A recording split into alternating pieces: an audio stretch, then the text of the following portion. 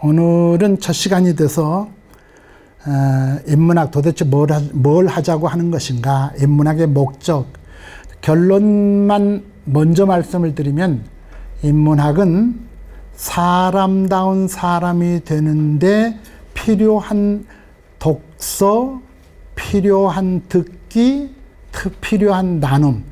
처음에는 읽기, 그 다음에 듣기, 그리고 나눔, 이 세 가지가 함께 연결되어야 되는데요. 사람다운 사람이 되기 위해서 책도 읽고 이 얘기를 듣기도 하고 내 얘기를 다른 사람에게 해서 같이 쉐어링하는, 이런 것이 인문학의 과정입니다. 그래서 최종적으로는 하여튼 좀 사람이 사람답게 살아보자 하는 건데요. 이 사람이 사람답게 살기 위해서 거쳐야 되는 과정이 지금 말씀드린 대로 읽기, 듣기, 말하기인데, 이런 일들을 통해서 읽고 듣고 말하는 과정을 통해서 결국은요, 자기를 발견하는 겁니다. 자아 성찰입니다. 자기를 발견하고 자아를 성찰하기 위해서는 생각하는 존재가 되어야 한다 하는 것부터 시작을 하려고 합니다. 자, 드린 교환에 우리가 이 콘서트를 통해서 추구하려고 하는 목적들은 구체적으로 다듬어 보면, 첫째는 자기를 발견해보자고 하는 겁니다. 사실 저나 여러분들이나 너무 바쁘게 살잖아요. 정신없이 바쁘게 삽니다. 제가 호주 온 지 37년이 됐는데요. 제가 35살 때 왔는데, 호주에서 산 게 이제 한국 산 것보다 더 길어졌습니다. 한국에 저는 잠깐 여행 가죠. 별로 그렇게 많이 간 편이 아니고요. 세월이 이렇게 빠른가. 나를 잊고 사는. 그래서 저희 아내도 그렇지만은, 어떤 때 우리가 아침에 일찍 일어나서 애들도 다 실장 가가고 이제 둘이만 떡 남았는데 커피 한 잔 이렇게 타놓고 내가 도대체 뭔가 하는 그런 자리에 이를 때가 들어 있습니다. 가끔은 자기를 돌이켜보고 성찰하는 기회가 있기를 바랍니다. 너무 바쁘게 사는 사람들, 자기를 발견할 기회가 없습니다. 그러니까 될 수 있으면 좀 바쁘게 사는 것을 떨어버리는, 고대 그리스 철학에서는요, 탈레스부터 시작해서 쭉 소크라테스까지 이르기에 그 자연 철학자들, 일련의 자연 철학자들이 철학을 하게 된 결정적인 이유는요, 여유가 있어서 그랬습니다. 여유가 있든지 여유를 만들든지 하는, 그것이 참 필요합니다. 그이들은 물론 경제적인 여유가 있었죠. 그 지중해 연안에 올리브 잘 되고 오렌지 잘 되고 동서 문화가 거기서 만나고, 하여튼 그 얘기는 깁니다만, 어쨌든 먹고 살만하고 여유가 있으니까, 우주 만물의 본질은 무엇인가? 인간은 어디서 왔다 어디로 가는가? 사람이란 정말 어떻게 살아야 하는가? 그런 문제를 가지고 씨름할 수 있게 된 겁니다. 누가 그래요? 아담과 헤아가 철학자가 못된 이유는 아침부터 저녁까지 나가서 땀 흘리고 일해야 너희가 먹고 살리라고 하나님이 그래가지고서 땀 흘리고 먹고 사느라고 철학자가 못됐다. 이제 그런 얘기도 하더라고요. 어쨌든 사람이 좀 여유로운 그런 마음을 가져야만 합니다. 그래야지 자기를 돌이켜볼 수 있습니다. 아메리카 인디안들은요, 옛날에 말을 타고 한 시간이고 막 달리다가요, 꼭 말을 탁 세우고 뒤를 한참 이렇게 돌아다 봤답니다. 왜 말을 세우고 뒤를 돌아다 봅니까? 그러면은 인디안들이 하는 얘기가, 몸만 너무 빨리 와서 정신이 따라오는 걸 기다리고 있습니다. 몸만 너무 빨리 와서 정신이 지금 저 뒤에서 나를 따라오나 안 따라오나 기다리고 있습니다. 제가 거기 써놨던 여화대학의 젊은 교수 백소영이라고 하는 그 양반도 무슨 책에 그런 얘기가 있더라고요. 아침에 첫 시간 9시 강의에는 너무 헐레벌떡 팍 정신없이 강의실로 탁 들어가서 학생들 보고 숨도 못 돌리면서 하는 얘기가, 잠깐요 여러분, 지금 몸은 먼저 왔는데 정신은 좀 저 뒤에 따라올 겁니다. 좀 기다렸다가 합시다. 그런 얘기를 한다 그래요.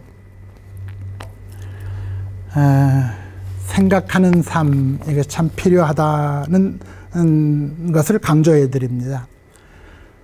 현대인들은 신문이 대신 생각해 주고요, 스마트폰이 대신 생각해 주고, 일체 다른 것들이 다 나를 대신해서 생각해 주기 때문에 좀처럼 생각을 하지 않으려고 합니다.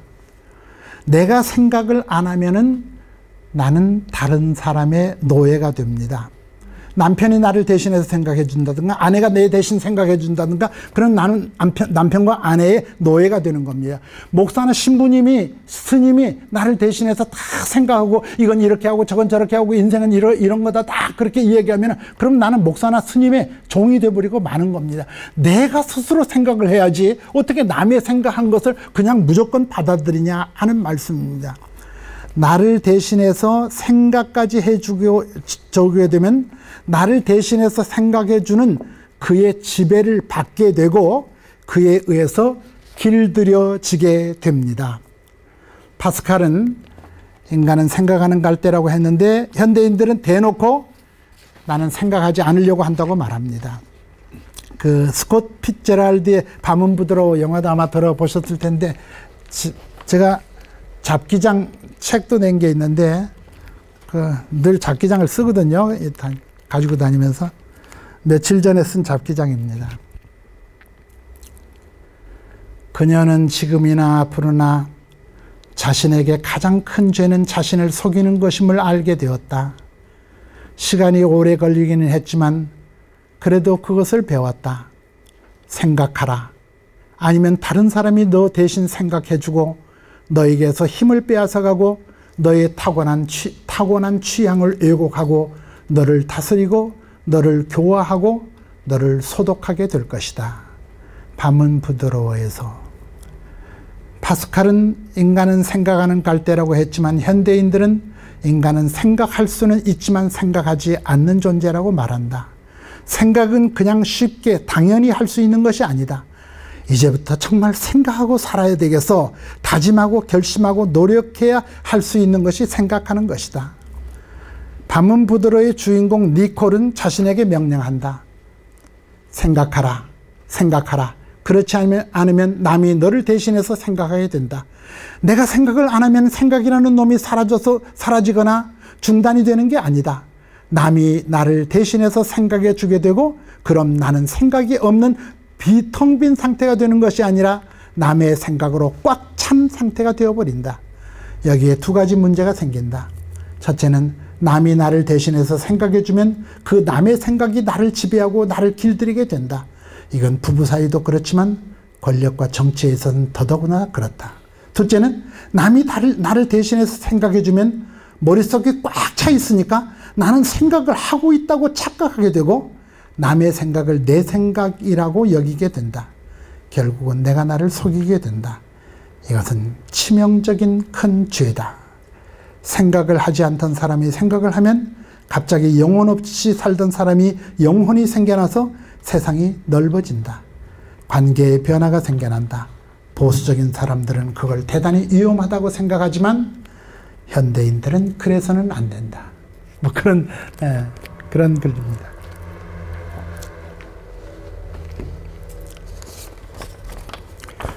둘째, 우리가 이 문학교실에서 추구하는 것은요, 지금까지 해온 나의 생각이나 주장의 한계를 인식하기입니다. 고집 내려놓기입니다. 집착 내려놓고입니다. 이것과 저것의 차이가 아닌 동질성을 찾아보자고 하는 것입니다. 인문학 콘서트는 자기 주장이나 한계를 넘어서려고 합니다. 해능대사가 옛날에 법성사에서 그런 일이 있었다고 그러지 않습니까? 스님 둘이서 바람이 부는데 종이 이렇게 절간에 있는 종이 이렇게 흔들리는데 한 스님이 종이 흔들린다 그러니까 다른 스님이 바람이 흔들린다. 바람이 분다. 아니다. 종이 흔들린다. 아니다. 바람이 분다. 둘이 한참 아귀를 하는데 해능 스님이 가만히 듣고 있다. 야, 이 사람아, 바람이 부는 것도 아니고 종이 흔들리는 것도 아니고 내가 보니까 니네들 마음이 흔들리는구나. 뭐 했다는 유명한 얘기. 너네들 마음이 지금 흔들리고 있구나. 원효대사가 당나라에 공부하러 가던 도중에 뭐 국경 근처에 이르러서 하룻밤 밤에 그냥 그 들에서 산중에서 잠을 자게 됐답니다. 한참 자는데 너무 목이 마려워서 뭐 어디 마실 거 없나 하고서 눈은 안 떠지고, 그래서 이렇게 손을 걸다가 이렇게 내밀다가 바가지 같은 것이 있어서 이렇게 보니까 물이 철렁거리더래요. 그래서 그 물을 마셨대요. 너무너무 시원하고 좋아서 아우 시원하다 하고서 다시 잠이 들었답니다. 그 이튿날 아침 해가 떠오르는데 보니까 어제 먹었던 것이 오래전에 죽었던 어떤 사람의 해골 속에 있는 해골물이 그 가운데 들어있더래요. 그래서 칵 하고 토했다는 거 아닙니까? 그러면서 원효대사가 했던 유명한 얘기, 대상은 똑같은데 왜 나는 어제 저녁에는 시원했고 오늘 아침엔 토하게 되는가? 라는 생각을 하게 만들죠. 물 자체, 대상 자체는 전혀 변화가 없는데 우리는 상황에 따라서 많이 변화하는 존재들입니다. 세 번째는 제가 아주 강조하는 것 가운데 하나인데요. 우리는 이 인문학 교실을 통해서 절대주의적인 사상을 버리려고 합니다. 세상에는요, 어떤 생각이나 사고에 대해서 절대주의, 상대주의, 회의주의, 실용주의 4개가 있잖아요. 아주 쉽게 예를 들어서 하나님은 있다. 하나님은 있다 하고 막 절대적으로. 근데 그 하나님은 어떤 분이냐면 유일하신 하나님이고 보편적인 하나님이고 불변하는 하나님이다.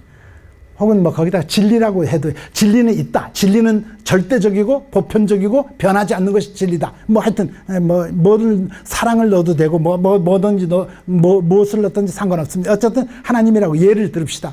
그게 절대주의입니다. 근데 상대주의자들은 그래 하나님이 있는데 뭐 하나님이 꼭 하나만 돼야 돼?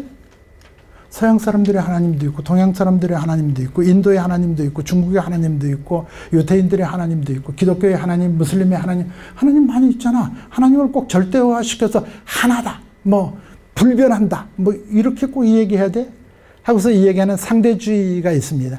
절대주의자들은 굉장히 컨서브티브하고요, 상대주의자들은 그와 반대로 굉장히 폭이 넓고 진보적이라고 할 수가 있죠. 거기에 비해서 듣고 나니까 모르겠네. 하나님이 있는지 없는지 잘 모르겠어. 소위 말하는 그 회의주의, 회의주의가 있습니다.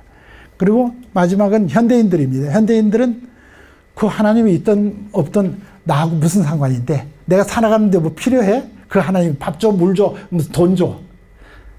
프라그마티즘의 하나님, 소위 실용주의적 하나님, 내 생활 속에 어떤 영향을 끼치는가? 진리가, 사랑이, 영원히, 신이 어떤 영향을 끼치는가? 4가지쯤 서로 다른 견해가 있습니다. 우리는 이런 클래스를 통해서 모든 질문에는 답이 하나뿐이다 라고 하는 생각을 될 수 있으면 좀 불식시키려고 합니다. 사실은 우리 자연과학 전공하신 선생님도 계십니다만은 요즘은 자연과학에서도 답이 하나만이라고는 절대 생각하지 않거든요. 자연과학에서도 답은 여러 개일 수가 있다. 1920년대에 막스 프랑크 연구소에서 그 광학 빛을 실험할 때 똑같은 상황에서 똑같은 학자가 똑같은 실험실, 똑같은 기간 동안에 빛을 실험해 보는데 빛이 어떤 때는 큐빅으로 입자로 나타나는 거예요. 또 어떤 때는 빛이 웨이브로 파동으로 나타날 때도 있는 거예요. 그래서 사람들이 서로 빛은 입자다, 빛은 파동이다 하고서 막 과학자들 사이에 열띤 논쟁들이 있었습니다. 그러다가 빛은 입자일 수도 있고 파동일 수도 있다 하는 불확정설을 만들어내게 됩니다. 빛은 꼭 입자다 혹은 파동이다 하고 한 가지로만 얘기하지 마라. 입자일 수도 있고 파동일 수도 있다라고 생각하는 그런 새로운 학설들이 만들어지게 되는 겁니다.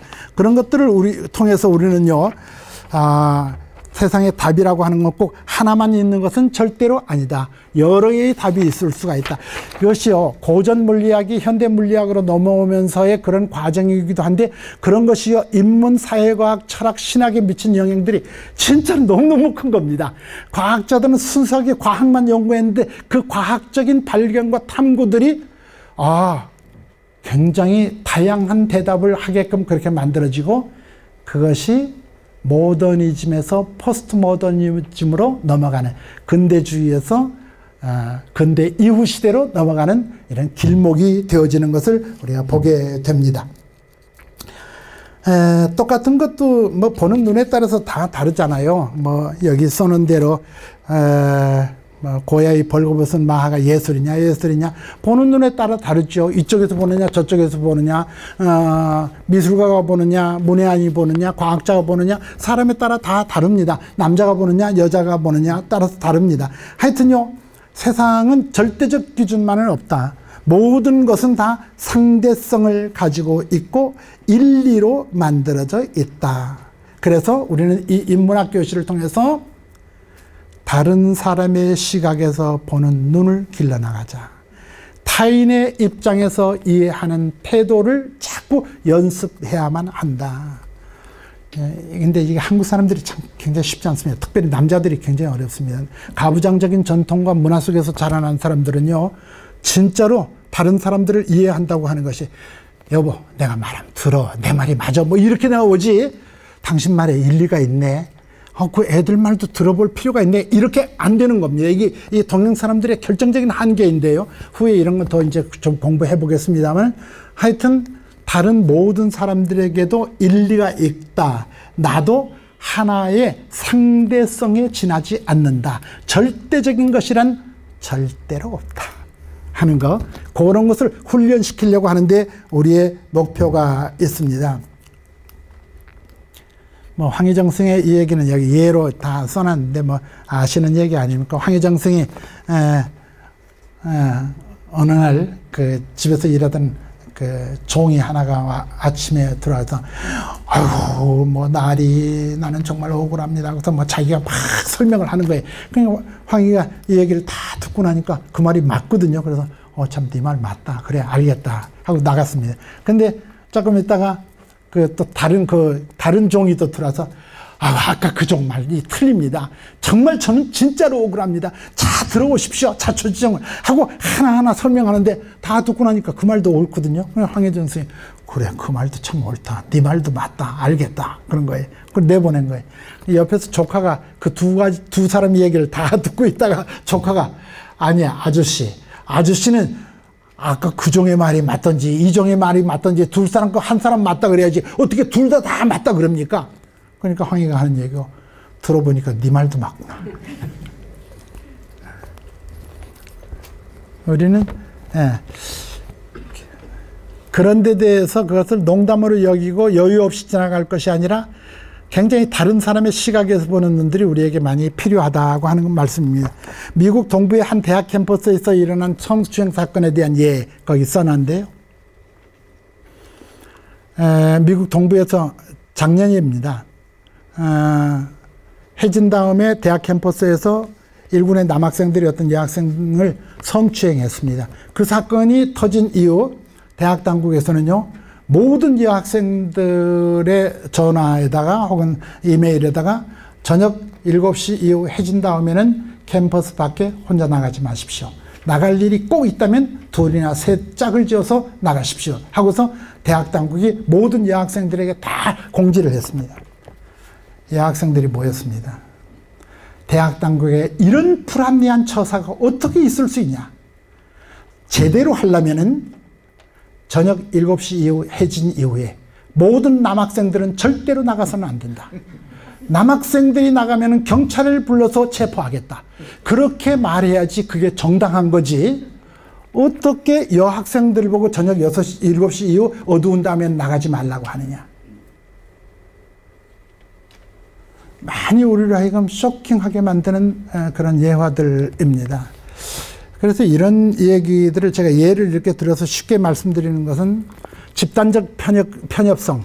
우리가 한 집단이 가지고 있는, 남성이라고 하는 사람들이 가지고 있는 편협성, 그리고 여성들까지도 심지어는 너무 오랫동안 그렇게 길들여져 가지고서 그 의당이 그렇게 하는 것이 맞는 것인 줄 착각하는 이런 것들을 불식시켜 버리고 우리로 하여금 사고의 지평을 넓히고 다른 사람들의 말이 옳다, 내 말은 한 부분에 지나지 않는다 하는 것을 훈련하려고 하는 것이 우리의 목표 가운데 하나라고 하는 말씀입니다.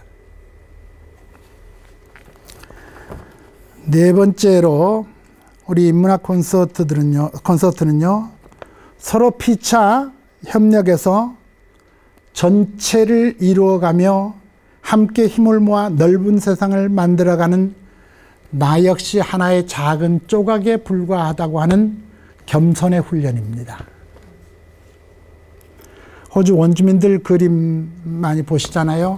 점모법, 점을 하나씩 찍는 겁니다. 점을 하나씩 막 찍어가지고서 처음에는 점 하나씩 찍는데 이게 무슨 그림인지 모릅니다. 그런데 한참 그 점을 이 사람 저 사람이 다 찍다 보면 아 이게 뱀이구나, 아 이거는 무슨 뭐 캥거루구나 하는 것이 다 드러나게 되어집니다. 모자이크도 매 마찬가지입니다. 이렇게 퍼즐을 하나씩 맞추는 겁니다. 제가 뭐 지금은 목회는 안 하지만 예전에 목사였거든요. 근데 목사들이 가지고 있는 큰 착각 가운데 하나가 목사는 예수에 대해서 제일 잘한다고 생각합니다. 근데 사실은 목사가 예수에 대해서 제일 모릅니다. 그냥 뭐 제일 모르는 사람이 제일 잘하는 것처럼 큰 소리 칠 때가 많습니다. 하나만 압니다. 하나. 자기가 주장하는 하나. 그 하나 가지고서 전체에다가 그냥 대입시켜 가지고 다 아는 것처럼 그렇게 할 때가 참 많이 있습니다. 그 성경에 봐도요, 그 제가 목사니까 아무래도 그 성경 예화를 좀 덜어 듭니다만 성경에 봐도요 예수를 설명하는 말들이 너무 많습니다. 예수를 절대로 한 가지로 디스크라이빙 할 수가 없습니다. 이를테면 성경의 그 신약이라고 하는데 마태, 마가, 누가, 요한이라고 하는 예수에 대해서 말한 책이 그 복음서라고 하는 게 4개 있지 않습니까? The sayings of Jesus, 예수가 한 말, The works of Jesus, 예수가 한 일을 그것들이 다 얘기하고 있는데 마태라고 하는 책은요 눈 씻고 처음부터 끝까지 봐도요 예수는 유대인의 왕이라는 그 얘기하려고 마태복음을 쓴 겁니다. 뭐 처음부터 아브라함과 다윗에서 예수 그리스도의 세계라 하면서 무슨 동방에서 박사들이 와서 유대인의 왕으로 나시니가 어디 계시냐 우리가 그에게 경배하러 왔노라 하면서 쭉 마지막 십자가에서 죽을 때까지 이는 유대인의 왕이라 하는 팻말 붙이기까지 마태복음은 처음부터 끝까지요 학문적으로 보는 사람들은 예수를 유대인의 왕으로 얘기하려고 하는 뚜렷한 의도를 가지고 쓴 책이 마태라고 하는 책입니다. 마가라고 하는 책은요 처음부터 끝까지요 예수를 인자, 소위 고난받는 종, 서퍼링 서번트라고 하는 각도에서 그리려고 합니다. 마가복음이라고 하는 책은요 처음부터 끝까지 예수를 인자는 섬김을 받으라 함이 아니라 뭐 섬기라 하고 뭐 등등 하여튼 그런데 예수가 자기 자칭어거든요. 다른 사람들이 예수 보고 인자님 그렇게 부르는 경우는 한 번도 없습니다. 예수가 스스로 자기를 자기 고난받는 종으로 그렇게 그려내고 있습니다. 누가복음은요 뭐 처음부터 무슨 뭐 엘리사벳이 나오고 마리아가 나오고 들의 목자들이 나오고 마태는 뭐 엉뚱하게 동방 박사 같은 굉장히 돈 많고 공부 많이 한 사람들 거기다 이렇게 출연시키지만 누가는 뭐 그 양치는 가난한 그런 목자들을 출연시키고 뭐 하여튼 그런 것부터 시작해서 여자들 얘기 여제자들 명단 뭐 등등 쭉 해서 누가복음은 처음부터 끝까지 만민의 구세주, 모든 사람들을 똑같이 사랑하는 예수라고 하는 그런 각도에서 예수를 그려내고 있거든요. 요한복음이라고 하는 책은요, 우리가 읽기에는 비교적 좀 뭐 어떨지 모르겠습니다만 헬라 철학적인 성격을 많이 가지고 있죠. 예수를 뭐 태초에 말씀이 있으니 어쩌고저쩌고 하다가 뭐 나는 길이요 진리요 생명이다 뭐 하여튼 다른 책에 다른 데서 하나도 하지도 않는 얘기 헬라 철학자들이 했던 그런 개념들을 다 빌려다가 얘기하는 게 또 요한복음이라고 하는 그런 거 아닙니까? 예수를 보는 다양한 눈이 있다. 그 얘기를 제가 드리는 겁니다. 예수는요, 남자가 보는 예수가 있고, 여자가 보는 예수가 있고, 신부가 보는 예수가 있고, 목사가 보는 예수가 있고, 제1세계, 제3세계의 사람들이 보는 그런 눈들이 다 다릅니다. 그래서 그런 것들이 다 합해가지고서 마치 모자이크의 한 그림을 완성하듯이 예수, the whole picture of Jesus, 예수의 완전한 그림 하나를 만들어내는 거거든요. 예수를 예로 들었습니다만은 다른 모든 것들이 다 그렇습니다. 사람도요, 저는 우리 집사람이 여보라고 부르지만 우리 애들은 아빠라고 부르고 우리 손자들은 아버지라고 부르고 뭐 교회 가면 목사님이라고 부르고 길을 지나가다 보면 아저씨라고 부르는 거고 저 하나에 대한 아이덴티티가 얼마나 많습니까? 여러분 다 마찬가지 아닙니까? 그런 것들이 합해서 홍길복이라고 하는 이름 자체는 하나의 그 허상이고요. 그냥 여기다 붙여놓은 타이틀이고 저의 그 아이덴티티 자체는 여러 가지 각도에서 볼 수 있단 말이에요. 이런 여러 가지 각도에서 볼 수 있다고 하는 것을 알아가는 것이 참 중요하다. 여럿이 모여서 하나가 되는 것이다. 그래서 절대로 하나로 규정하려고 자꾸 너무 그러지 마라. 하나로 규정하지 말고 다양성을 인정해 주자 하는 겁니다. 이 콘서트를 이어가면서 다섯 번째는요, 슬래시를 철폐하는 그런 과정이 되기를 바랍니다. 더불어 함께 사는 세상을 꿈꾸자.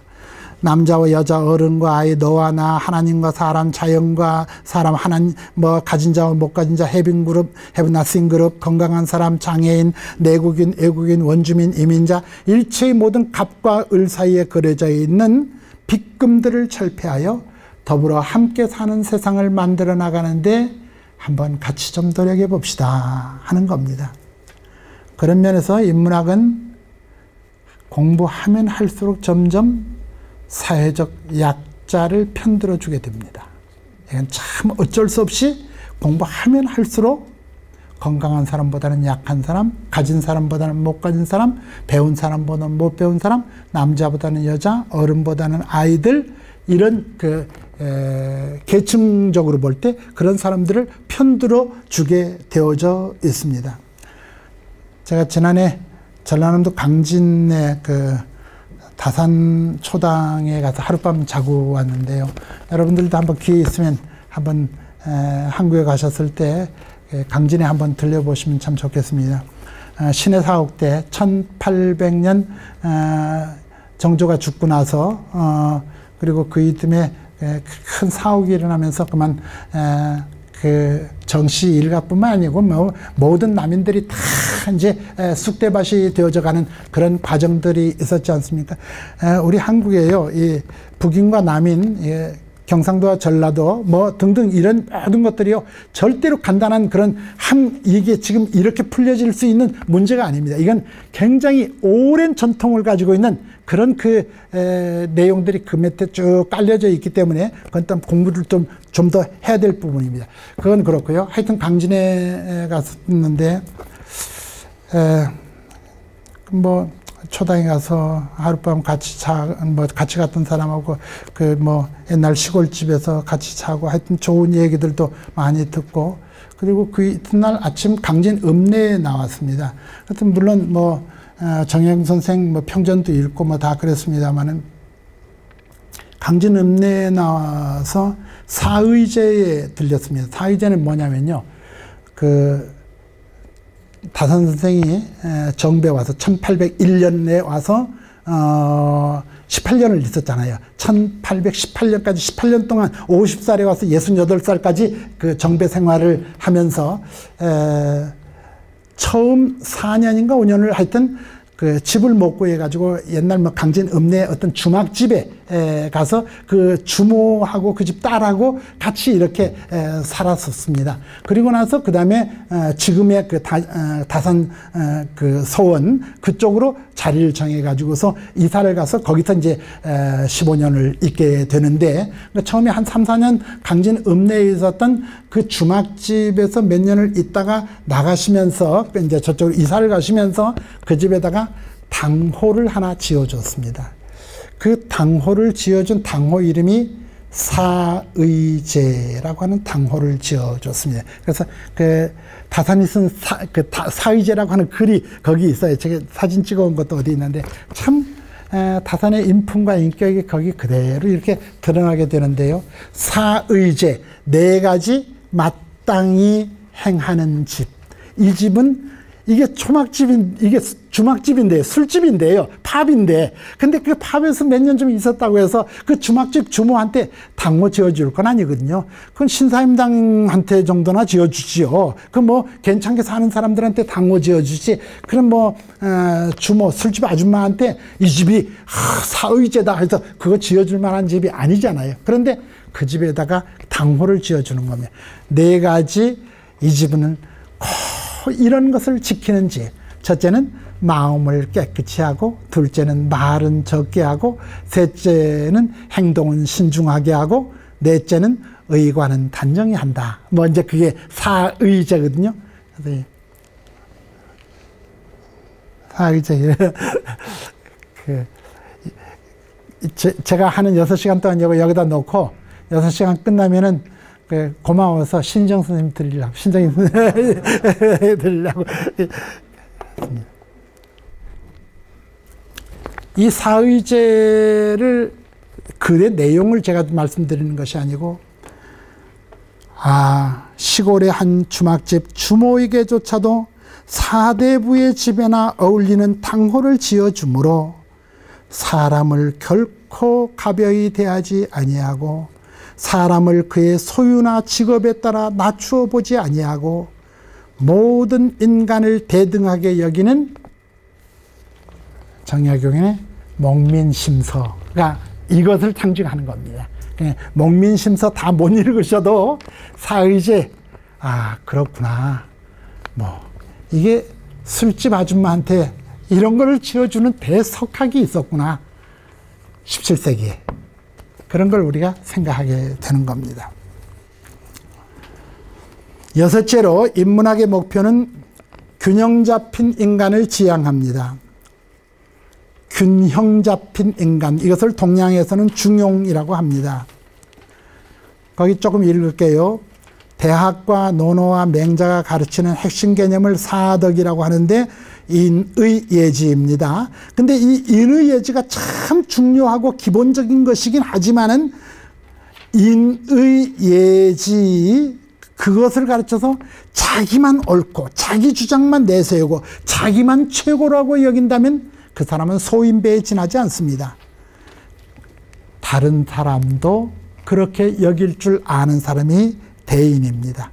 그래서 중용을 대학, 논어, 맹자보다 더 중요하게 여기고 중용을 최고의 가치 있는 책으로 여기는 이유가 바로 거기에 있습니다. 중용은 한마디로 말하면요, 극단적으로 나가지 말라는 겁니다. 우리가 저나 여러분들 우리 인생살이 하면서 우리가 철없을 때 얼마나 극단적으로 많이 나갔습니까? 저도 뭐 예전에 지금 이 나이 같으면 진짜로 안 할 말요. 제가 29살에 목사가 됐거든요. 정말 정말 천방지축이었죠. 29살에. 여러분 생각해 보십시오. 지금 여러분들 아들, 손자. 그러니까 교인들이 많이 봐줘가지고서 온 걸 내가 늦게 한 거예요. 교인들이 얼마나 많이 참아가지고서 내가 목회를 하고 해왔겠습니까? 29살에 목사가 됐는데요. 그럴 때는 참 나 혼자 진리를 터득하고 있는 것 같고 내가 무슨 예수의 제자나 되는 양 하고 뭐 얼마나 큰 소리 치고 당당하고요. 뭐 어깨에 힘주고요. 뭐 시드니 와서도요. 뭐 제가 시드니 처음 왔을 때는 여기 뭐 교회가 4개인가 5개밖에 없었고 뭐 교민이 한 2,000명 되던 그런 때인데 지금은 뭐 이렇게 교회도 많아지고 뭐 그렇습니다만 내가 때때로 말은 그렇게 안 하지만 말은 겉으로는 겸손한 척 하지만 속으로는 그래도 뭐 나같이 그래도 괜찮은 대학 나오고 뭐 그래도 신학 공부하고 제대로 그래도 전공을 살려서 목회하는 목사가 어디 있나? 다 이게 뭐 어느 학교도 나온 어느 학교인지도 모르는 것들이 뭐 비행기에서 목사 안수 받았다고 하면서 다 목사하는 하는데 뭐 그렇게 무시하고 그렇게 여기 왔었거든요. 근데 지금은요, 비행기에서 안수 받았던 나나 다 그게 그거지 뭐. 이런 정도까지 왔습니다.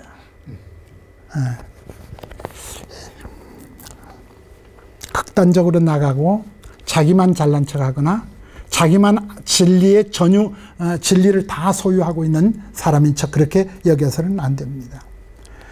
중용이란 극단으로 치우치지 마라. 정도를 걸어라 하는 겁니다. 사람들은요, 중용하면은 가운데 길, 중도로 가라, 중립을 지켜라 하는 것으로 아는데, 중용이란 중립, 가운데 길이라고 하는 뜻이 아니라 바른 길이라고 하는 뜻입니다. 정도, 바른 길로 가라. 영어의 하모니 앤 밸런스입니다. 조화와 균형, 포용, 관용, 너그러움, 톨레랑스입니다. 근데 서양 사람들은 이런 걸 잘 모르거든요. 서양 사람들은 항상 I first지 않습니까? 영어의 I, 나는이라고 하는 건 처음에도 I가 대문자로 쓰고 중간에도 늘 대문자. 제일 끝에 와도 Who am I 해도 그때도 대문자로 써요. 이게 도대체 이 녀석들이 이게 도대체 자기밖에는 모르는 인간들 아닌가? 이게 처음에는 대문자로 써도 다 중간에서는 소문자로 쓸 줄도 알아야지. 어떻게 항상 I는 always capital letter예요. 이런 것 같은 거 우리 많은 것을 생각하게 만들어 줍니다. 늘 다른 사람에 대해서 넓은 마음을 갖는 거, 그 톨레랑스, 관용. 나와 다른 것은 다른 것뿐이지 절대로 틀린 것이 아닙니다. 나와 다른 것은 다른 것뿐이지 절대로 틀린 것은 아닙니다. 라고 생각해야 됩니다. 그리고 오직이라고 하는 말 될 수 있으면 안 써야 됩니다. 웬만하면 이제 이 나이쯤 되면 교회는 안 나가는 게 좋긴 한데요. 근데 교회 가보면요, 목사들이 해마다 오직 기도, 오직 찬양, 오직 말씀, 오직 전도, 오직 무슨 해마다 오직이 자꾸 바뀌어져요, 그렇게. 오직이라고 하는 것은 일평생을 두는 어떤 컨티니언스가 있어야지 해마다 오직. 이게 뭔가 다 트릭이 있는 것이 아닌가, 그런 생각도 합니다. 겸손과 양보. 겸손이란 자신을 낮추면서 남에게 공손히 대해주는 거고, 그 바탕에는 그 어떠한 사람이라 하더라도 타인의 존재를 있는 그대로 인정해 주는 겁니다. 다른 사람이 어떻게 행동하더라도 그가 그렇게 말하고 행동하기에는 내가 몰라서 그렇지 그럴 만한 이유가 있을 거야 라고 말해야 됩니다. 내가 몰라서 그렇지 그 사람이 그렇게 말하고. 보세요. 우리 가운데도요, 어떤 사람은 뒤에 앉고 어떤 사람 앞에 앉아요. 뒤에 앉는 사람은 아이고 좀 심심하면 좀 졸기한 거잖아요. 그러니까 얼마나 하루 종일 피곤하겠어요. 그러니까 이게 피곤하게 일하고 온 사람 앞으로 끌어낼 필요 없는 거예요. 그 사람이 그렇게 하기에는 반드시 그럴 만한, 아니 이건 지금 우리 예를 드는 거죠. 제가 모든 사람이 그렇게 행동하기에는 반드시 그럴 만한 이유가 있다. 제가 대학 1학년 때에 그 한국의 유명한 교육학자 가운데 성래훈 선생님이 자기 그 사대 나오고 문교부 장학관이 됐대요. 그래서 서울교동국민학교에 장학시차를 갔는데 1950년대 6.25 직후였는데요. 장학시차를 갔는데 한 번은 미술 시간인데 선생님이 도화지 다 내놓고 여러분 오늘은 자유시간이에요. 뭐든지 그리고 싶은 대로 그리세요. 그러더래요. 그러니까 아이들이 자유에 대한 훈련이 없으니까 질문이 많잖아요. 차 그려도 돼요, 배 그려도 돼요, 무슨 나무 그려도 돼요, 토끼 그려도 돼요, 그래, 뭐든지. 이제 그렇게 하면서 이제 아이들은 그림을 그리기 시작했는데 선생님이 개인 지도를 하면서 이렇게 가다가 중간쯤 오시더니 야, 이놈아, 너는 왜 이렇게 사람은 조그맣게 그리고 주먹만 크게 그려? 이런 그림이 어디냐? 하고서 아주 꾸중하는 소리가 자기가 장학관으로서 뒤에서 있는데도 들었다는 거예요.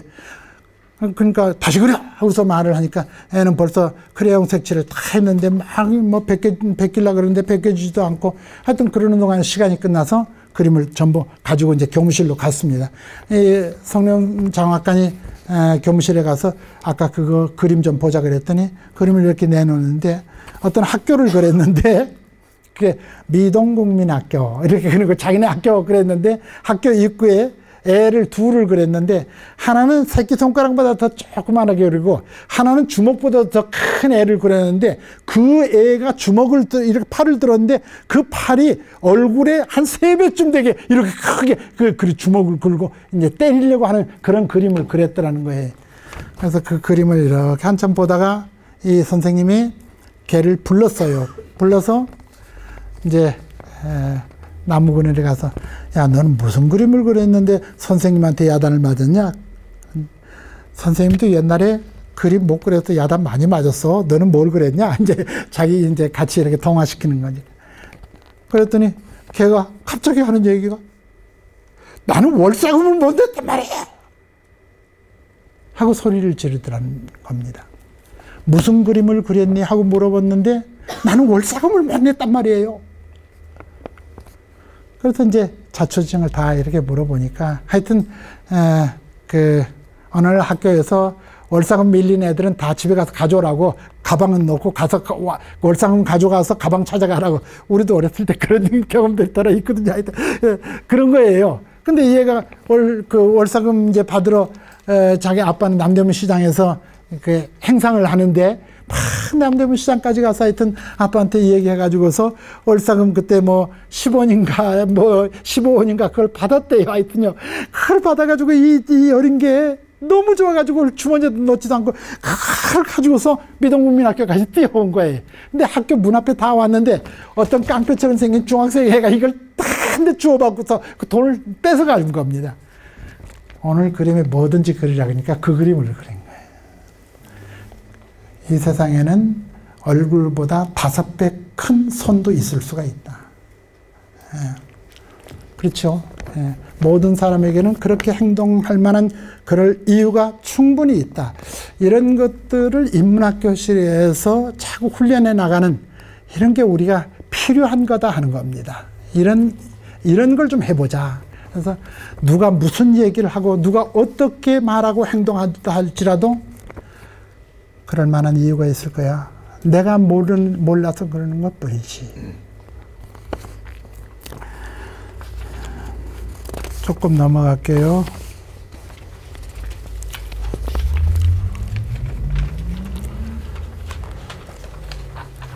인문학이 지향하는 것은 사람다운 사람이 되어 사람답게 생각하고 사람답게 말하고 사람답게 살아가자고 하는 데 있습니다.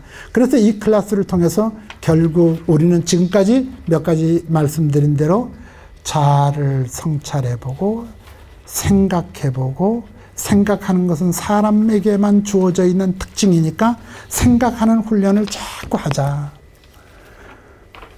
여러분 그 데카르트라고 하는 사람이 그랬다 그러지 않습니까? 나는 생각한다. 고로 나는 존재한다. 나는 생각한다. 그러므로 나는 존재한다. 참 코기토 에르고 숨이라고 하는 라틴 말로 쓰는 말인데 너무나도 유명한 말이죠. 원래 데카르트는 과학자였습니다.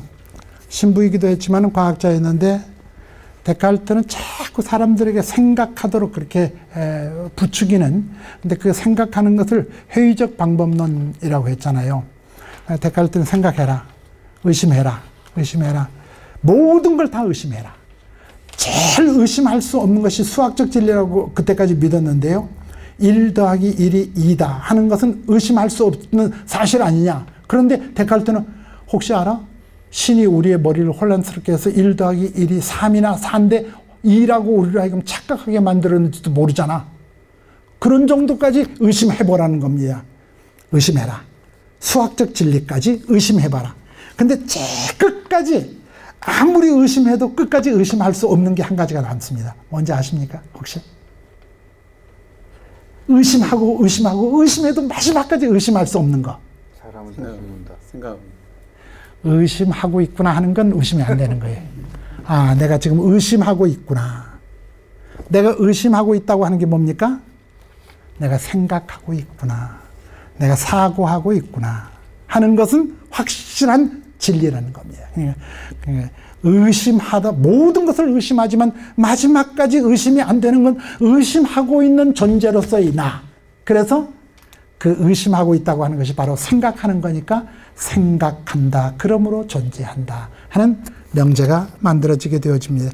우리는 이 과정을 통해서 바로 이런 것을 훈련하려고 합니다. 그런 과정을 통해서 결국 우리가요, 마지막에 하는 것은 사람을 만나는 건데요. 우리 가운데 그동안 신 체험한 분들이 있습니다. 신을 만나신 분들이 들어 있습니다. 손들어 보라고는 안 그러겠지만 하여튼 나는 신을 만났어. 하나님을 만났어. 몇 년, 몇 월, 며칠 어디서 그때 가슴이 뜨거워지고 신을 만나서 신 체험했다고 하는 분들이 들어 있습니다. 근데 그것도 좀 문제는 문제죠. 우리 이제 합리적으로 생각하는 사람은요. 육적인 존재가 영적인 존재를 만난다고 하는 것은 육체를 벗어나서 영적인 존재가 되지 않으면 영적인 존재를 체험할 수 없잖아요. 예. 그런데 또 신을 만났다 그러니까 개인적 체험이니까 아니라고 싸울 필요는 없습니다만 굉장히 그것도 논쟁이 되어지는 겁니다. 신을 만난 사람들도 있습니다. 우리 가운데 여러 가지 자기 개인적인 경험들, 체험들이 참 많이 있습니다. 자연과 우주, 태양과 달과 별 연구하는 것들, 그러니까 종교 체험도 있고 과학 체험도 있을 수가 있습니다. 그런데 사람을 만나본 사람들은 별로 없습니다. 여러분들은 시집가고 장가가서 사람하고 산다고 보십니까? 생각하게 만듭니다. 내가 지금 사람하고 살았나?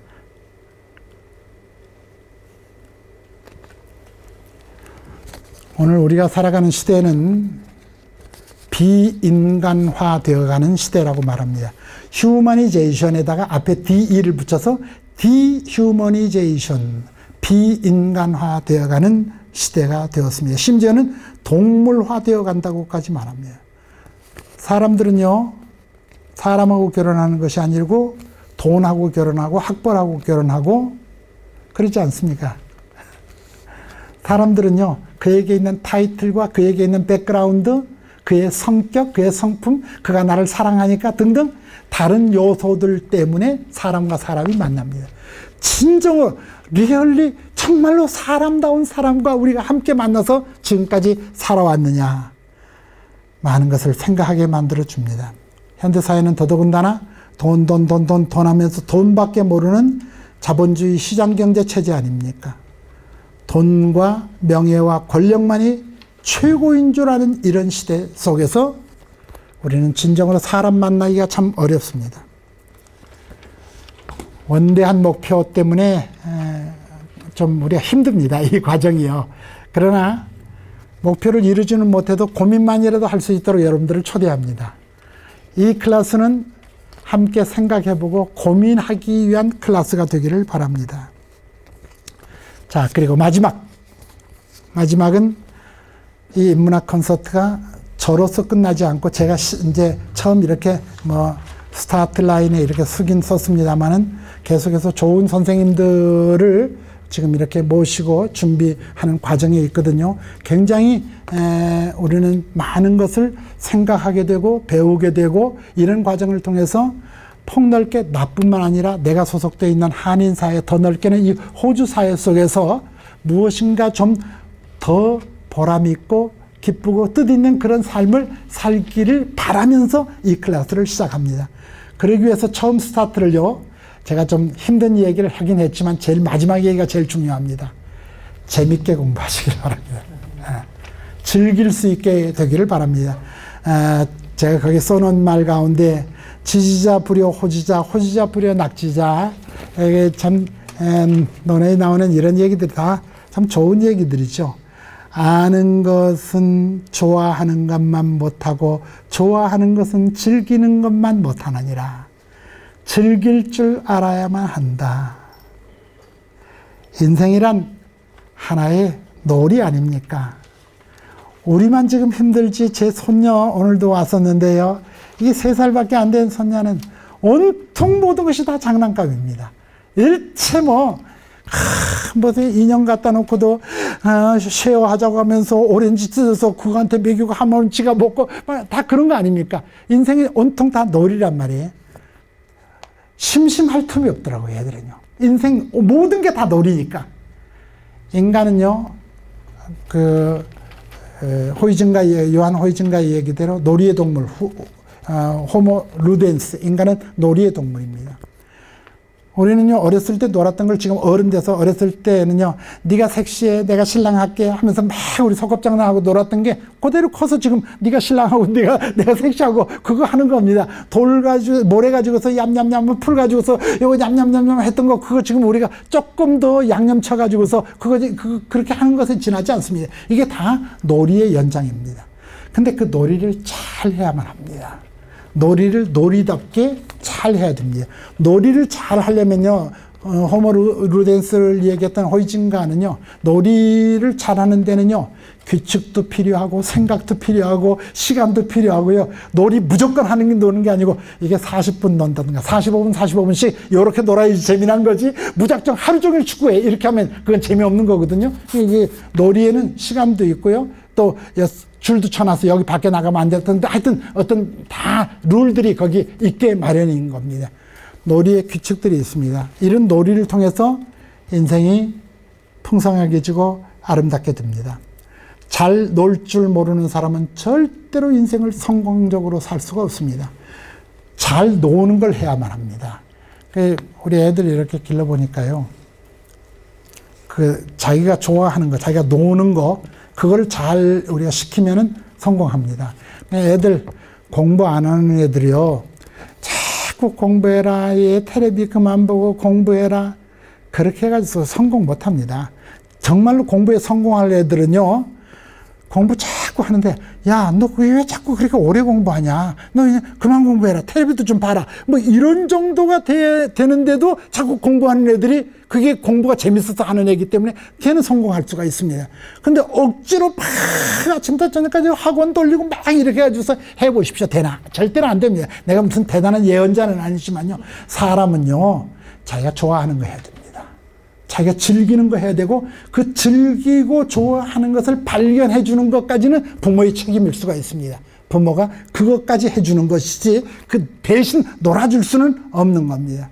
잘 놀 수 있도록 만들어주는 거, 억지로 하는 일은 결코 성공하지 못합니다. 참된 즐거움은 스스로 재미있어서 하는 것입니다. 참되고 진실한 기쁨은 자기 혼자서만 기뻐하는 것이 아니고 결국은 더불어 함께 리빙 투게더, 함께 즐길 수 있어야 됩니다. 나만 재미있으면 뭐예요? 나만 재미있으면 뭐예요? 같이 즐길 수가 있어야 되지.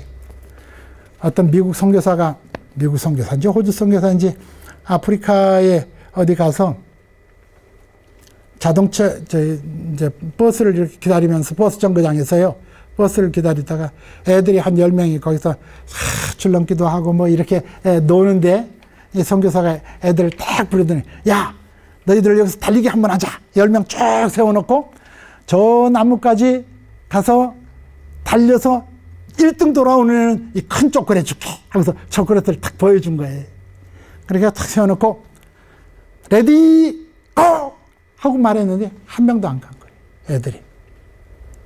선교사가 깜짝 놀라서, 왜 너네들은 초콜릿 안 먹을래? 왜 안 달려? 그랬더니 걔들이 이구동성으로 똑같이 하는 얘기가, 나 혼자 행복하면 다른 애들이 슬프잖아요. 나 혼자 행복하면 다른 9명은 슬프잖아요. 우리 한 20명이 함께 행복해지는 그런 방법이 좀 없을까. 그런 걸로 이 정도 오늘 마치겠고요.